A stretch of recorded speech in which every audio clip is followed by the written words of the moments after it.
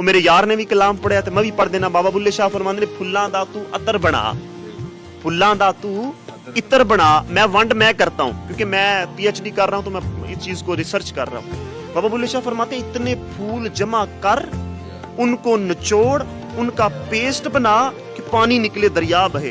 फुल्लां दा तू इत्र बना, इत्र दा फिर तू कड दरिया, दरिया दे विच तू गोते ला, मछलियां वांगू तारियां ला, फिर भी तेरी बो नहीं मुकनी, पहले अपनी मैं मुका।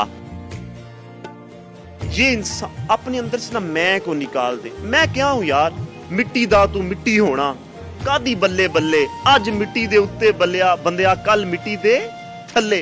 तो बाबा फरीद रहमतुल्लाह ताला अलैह फरमाते हैं, चढ़ फरीदा कोठे ते, वेह घर घर लगी अग, तू कहना बस मैं दुखी, इत्थे दुखी सारा जग।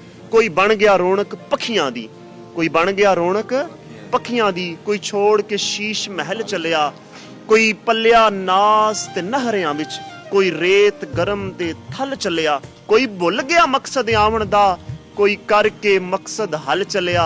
गुलाम फरीदा ए दुनिया मुसाफिर हाना आई, कोई अज चलिया कोई कल चलिया। जनाब फायर ग्रिल रेस्टोरेंट डिंगा शहर, उन्होंने स्पॉन्सर की जगह, अल्लाह ताला उनको अजर दे, अजर अजीम अता फरमाए।